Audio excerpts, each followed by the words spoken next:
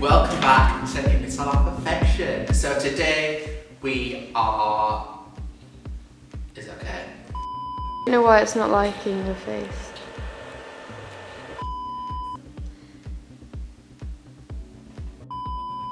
Today, as you can see, we've not got any products in front of us. The only person here is me and Mason. There's no products, there's no nothing.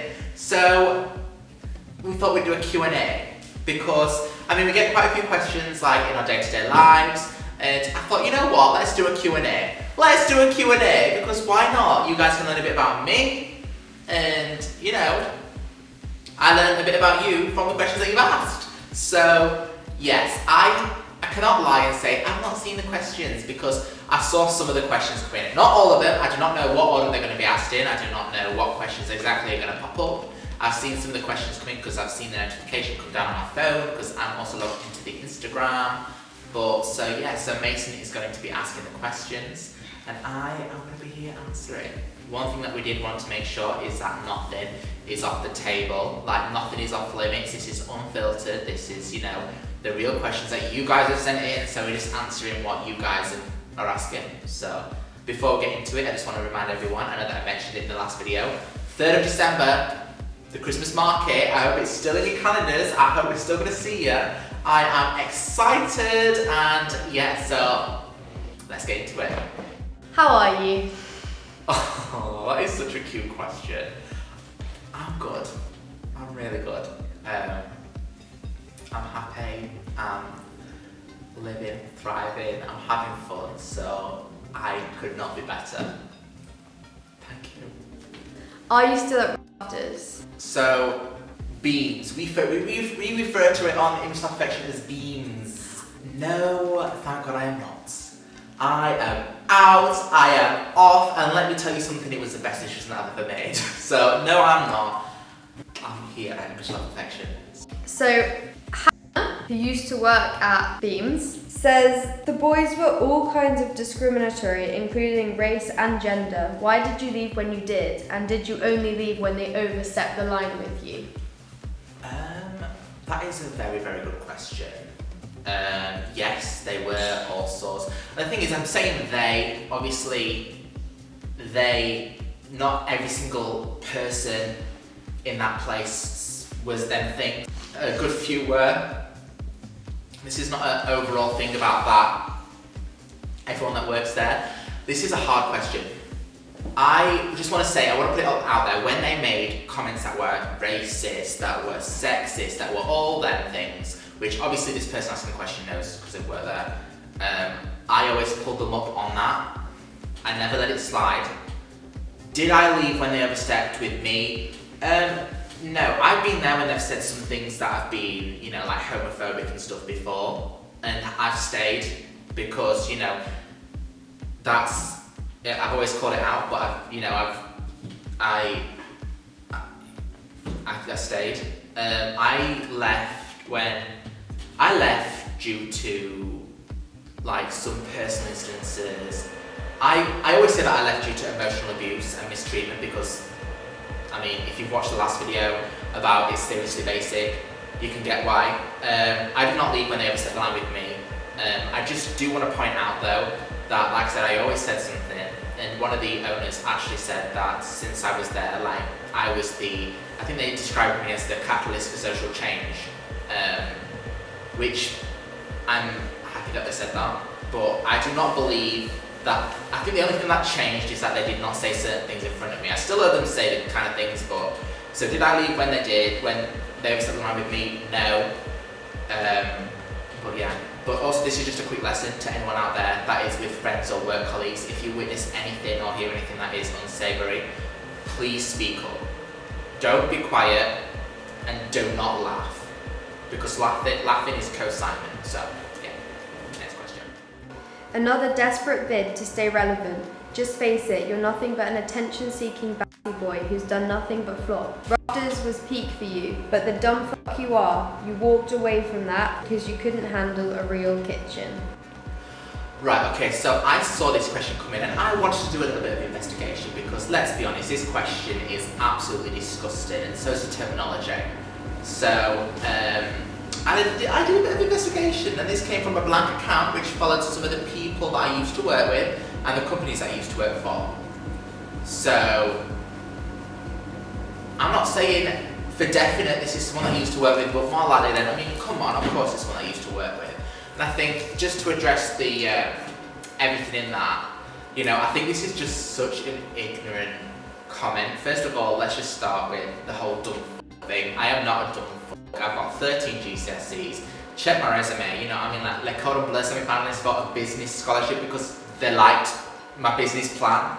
We've got a business, you know, with Googleable, you know what I mean, like, and yeah, I'm done. And what was the other one? Flop. Okay, whatever. I'm not even going to address the homophobic bit, but I just want to say one thing, and that is that when I am in Fendi and I'm sipping my champagne with my sales assistant, I look to my left and I look to my right. You're not there. When I'm at the Moet bar in Selfridges, again, look to my left, look to my right. You're not there. Park Row, look to my left, look to my right, you're not there. Where are you? I'm the flop. I'm the dumb fuck. What are you doing on the love? What are you doing? I'm just going to leave it at that. I'm not even going to address that bit. Next. What is the biggest misconception about the wannabe pastry cook? You know what? I think that question is more, I think you're better off answering that question because I mean, you were with me. If it was me, I'd probably say there's a misconception that I am bratte, and I'm not bratte. What do I think? Okay, so Mason's going to come on and answer the last question about the whole biggest misconception, because I think who better to answer it than someone who works with me quite closely. Right, I had to think about this for a second. Okay. But I think the biggest misconception is that you're unprofessional. Because you're not. But when people look and see wannabe pastry cook, they think, oh, like you're just a wannabe, oh, you're trying your best. Not serious. Maybe it comes across that you've just got an Instagram account, you're you know, making... For a laugh. Yeah, you're making pastries, making chocolates for a laugh, just for fun. That's not what it is at all. Like, no. If you've bought the chocolates, you've tried the chocolates, you should have. You know. They're beautiful. Yeah. You know, they're not. And so much thought goes into it as well. It's not. You're not just making all like nice. No. Dairy milk chocolate. No. A lot of thought, a lot of work goes into it. You don't understand how difficult chocolate is to make. Declan sat down and explained to me the process, and oh my god. It is ridiculously complicated. It is insane. It is incredible, and the way you do it is extremely professional. Thank you. You know, we put a lot of work into Image Lab Perfection. Yeah. And even before that, with the wannabe pastry cook, it's not. Because you've been with me because I mean, obviously this is me as Image Lab Perfection, but you've been like with the wannabe pastry cook before. Yeah. And it's all, you know, I think a lot of people see like us having a laugh and we're having a laugh on camera, but there's so much behind the camera and behind the scenes that, you know, goes into it. Of course we have a bit of a laugh on camera because, you know, this is the time we've done the work, this is the time to now like present it all and, you know, but I agree, that's a good one. Right, anyway, high five. That's our biggest misconception. You're making a company off being a wannabe, using all the love, hate and shit you receive to make a profit. You are iconic. Thank you so much. I think I know who sent that one. I'm going to have a little look later, but thank you so much. I really, really appreciate that, and thank you. What was your most life-changing industry moment? Okay, I've got two. One of them is an industry moment, one of them is not, but it's more important. So I think my most life-changing industry moment was when I left Beans, because, you know, that was, you know, I reached where I wanted to be, and I think, you know, all the negativity and all the hate and all the nastiness, you know, I just cut it off and I started my own company, and I think that was the biggest change in the industry. Yeah, probably that. But I think the most important one did not happen in the industry, right? So in 2019, I was a bit strapped for cash, very strapped for cash. The place I worked at previously to Beans kind of cut my hours a bit, and like I was in a situation where I needed money, so I got a job, the only job I could find that worked around being a pastry cook or a cook or whatever, and that was at a healthcare service where I was a home carer. So I went to people's homes, took care of their needs, whatever. Yes, we were wiping arses. Yes, we were showering people. Yes, it was, you know, I was up at 4:30 and I'd get in, well, whenever you finished, you know, sometimes at the restaurant, I'd get up, work the morning job. Sometimes I would only have a 15-minute break between the two jobs, but I always showered. I always made sure that I went home and had a shower, even if I was late to one of the, you know what I mean? Like I always, and I was never actually late, which is weird because I was never actually technically late, but sometimes I would only get a 15-minute break, and then I would be off to my other job where I finished, depending on whatever time the customers left. It could be ranged from anywhere between 11 to 1 o'clock in the morning. You know, it was one of them. So, and I did that for months, you know, and there was one time where I did like 28 days of 4:30 to 11 to 1 a.m. for like 28 days straight without a day off. And I think working at the healthcare service was a big life experience for me because, you know, like you saw people at the end of their lives, you know, and you saw people that were really rich and they were not happy. And then you saw people that were literally so poor, yet they were content and they were happy. And that was really, really something that I was like, it put everything into perspective for me, you know what I mean? Because it really isn't about money, it's about being happy. Because when I get to that situation, 100% I'd rather be one of the poor people that were loving their life as opposed to one of the rich people that was tremendously sad. And that was probably the biggest, you know, it was such a big wake-up call, so I'd have to say that. The next question. I love how you are so endorsing of the youth and also of smaller local businesses. Give some shout outs. Well, first of all, Mace Videography, you know, like everything that you're doing is amazing. And also SJM Inc., which is Shannon who does the drawings. I'm going to put some other work up on the screen. Follow them too, mainly because, right, not only do they work with me, but I think it's so fun to watch people that are just starting out progress.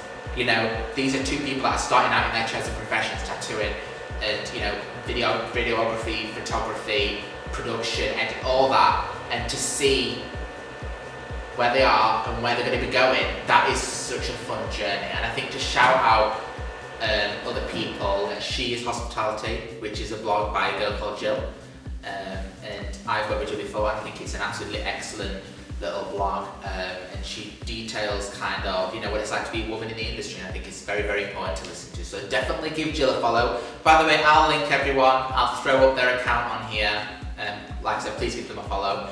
Business-wise, EYE Lashes by Ellie and Evie. Ellie and Evie are two of my Costa girls, and they started their own lash business up, and they are the most wonderful girls. They're the most kind and sweetest people that you've ever met, so please go and give them a follow and go and get your lashes done by them, because I mean, everyone's got lashes. And next, Guilt Patisserie in Sheffield. It's just off Ecclesall Road, if I recall correctly. I have tried patisseries in London, France, here, there, and everywhere. Guilt, amazing. It's one of the best patisseries I've ever had, and it's in Sheffield. So go! You know what I mean? Go! And then also, last but not least, is All Things Beauty by Anna. I used to work with Anna. She's one of my beats and babes. I adore her, and she has got a beauty business. She does nails, she does just a whole range of things, you know, all things beauty, so hence the name. So definitely go and check her out. And yeah, next question. Oh, and Image Like Perfection. Obviously. And the Wannabe Pastry Cook. Obviously. Next. How did you afford to start a business? Okay, now this is the thing. Everyone thinks that for some reason I have a pot of money, that I'm rich, and that's how I start my business. That is a lie. I am not rich. I have not got any extra money. I've not got an advantage over anyone else. What I think people think is that it's expensive to have a business, and it is expensive in the sense that when you get going, you know, they literally say more money, more problems, and that is 100% correct. It's free technically to start a business. Then you just need to pay like 40 odd quid to register. There is a couple of fees, you know, but they're not like, it's not like thousands, you know what I mean? It depends on, I mean, it was thousands for me because, you know, I had to have a trailer. I had to have this and the other, and also like, especially with the food business, there's definitely some legislations that you need to follow, that you need to have. But I think, you know, at the end of the day, if you're someone that can afford to go out on a weekend, you know, if you're someone that like goes for like nice meals, this and the other, then you can afford your own business. You know, you have to make sacrifices, but I mean, you have to make sacrifices, it is what it is. So that's how I afford it. Hard work and just determination and perseverance. And What is the hardest thing about running a business? the hardest thing is everything. No, I'm kidding. The hardest thing is trying to keep on top of everything. There's a lot of things that I need to do. There's a lot of things that I'm in charge of. And I think that's the hardest thing, is trying to keep on top of it all. Like, it never stops, and that's fine, you know. And I think everyone that I've spoken to that has their own business is like, do not start your own business. It'd be like the worst thing ever. It's not the worst thing ever. If you're lazy, it's the worst thing ever. But if you're not, go for it. Honestly, the hardest thing, like I said, is keeping on top of it all. But I mean, at the end of the day, I've created a business that works around me. You know what I mean? Like, the collections do not go out until I'm ready. I decide how much I produce, and I decide what goes out. So the hardest thing is just keeping on top of everything. Since I met you, you wanted to make social change in the industry. Do you feel like you've done that, or do you feel like your project last year accelerated that? That is a good question. I don't really know. I kind of feel like I have gained myself a reputation for being about that. And last year when I did the, you know, the whole, I think they're referring to the toxic masculinity, feminine masculinity and the 5 thing, the whole campaign that I did, and it would go back and watch it on my Instagram. I kind of feel like for a day it was all over every single person's like Instagram story. So I kind of feel like it started a conversation 100%, and I think it definitely got, you know, I don't really know whether it helped, because obviously I left my jobs for similar reasons. I left Beams for similar reasons. That included the whole toxic masculinity. I want to say yes, and I will keep pushing, but I think that's for your guys to decide. So. Nice.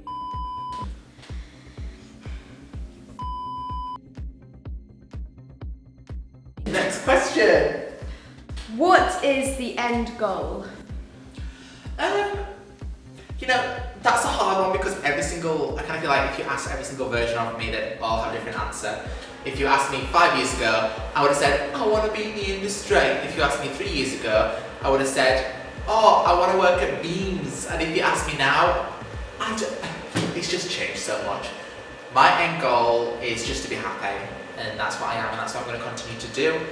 Business-wise, I mean, I've got my fingers in a lot of pies, and I kind of feel like nothing's really off the table at this point. I want to build like a whole little wannabe empire. I think I want to keep raising up the youth. I want to keep raising up, you know, everyone. So I think my end goal, TBC. Next question.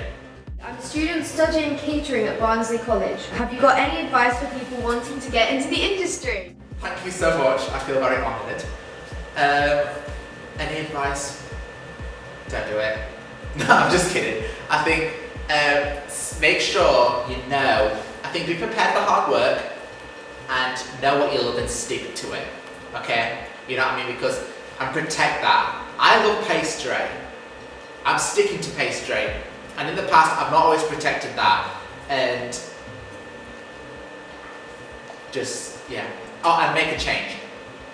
don't join in the discriminatory behaviour. Just be different and have fun. Where do you get your confidence from? I don't really feel like I've got more confidence than anyone else. I kind of feel like I just do what I want to, which maybe that requires confidence in itself. I've been a dreamer, admittedly. I'm a big dreamer. I do what I want to do. If I want to wake up and go get a class on, I'll go get a fucking class on. If I wake up and want to start an LTD, I'll start an LTD. If I want, to keep the IPO busy with the chocolate social, I'll keep the IPO busy with the chocolate social. I just do what I want, and I think, it gives me pleasure, and I think maybe that gives me confidence. Do you still make pastries, like on the Wannabe Pastry Cook, or is it just chocolates now? With the Wannabe Pastry Cook, you can tell when I was happy and when I wasn't. If I'm creating a lot, I'm in the flow, I'm happy, I'm, like bam, bam, bam, bam, bam.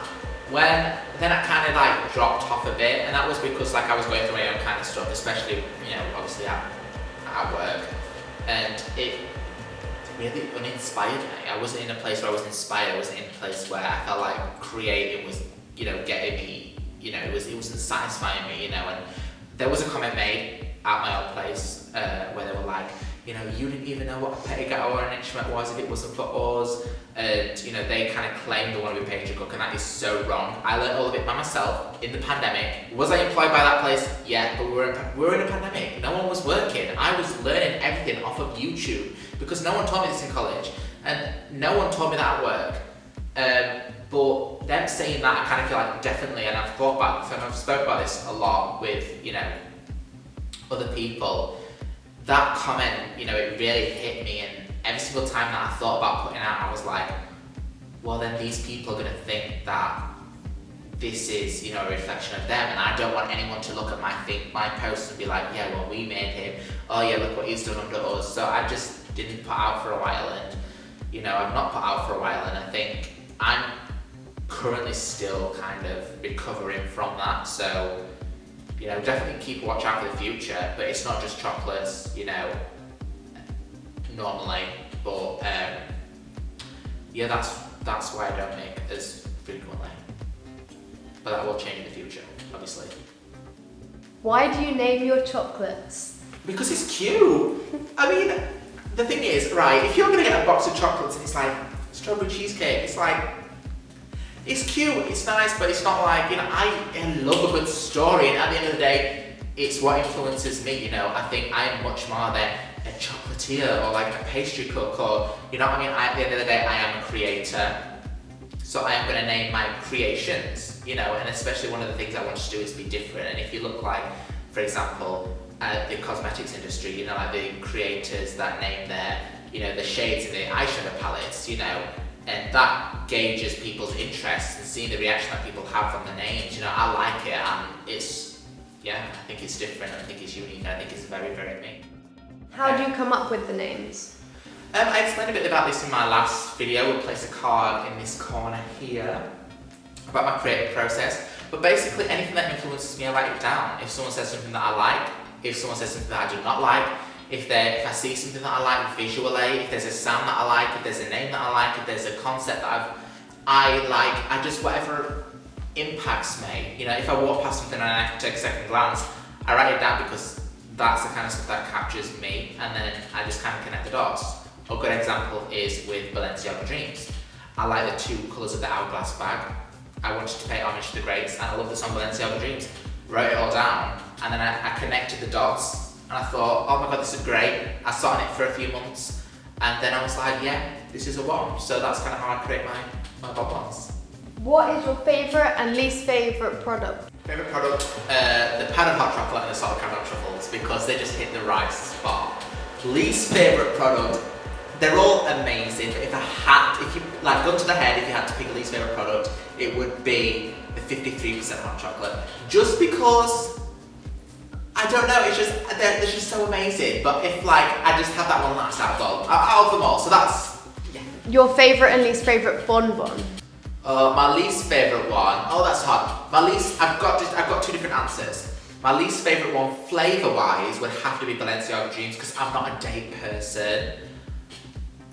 But my least favourite story one would have to be, I can't pick.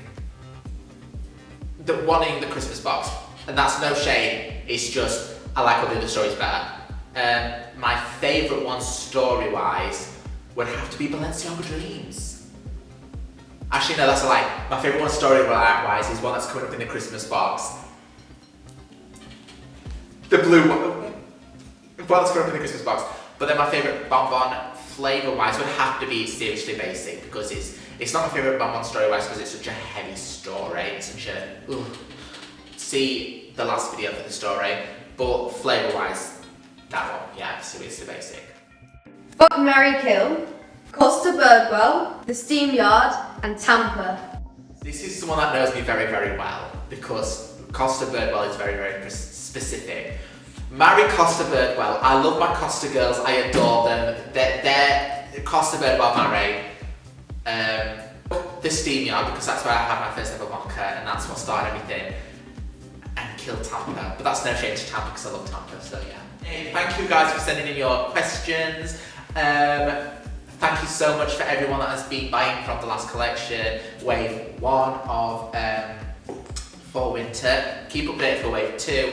3rd, I don't know if I mentioned this in this video yet, but 3rd of December we have got the Christmas market. I'd love to see you. I'll be there, come and say hi. Unless I don't like you, then don't come and say hi. I'm kidding. Come and say hi and have an amazing day, evening, morning, whenever you're watching. And yeah, bye my lovelies.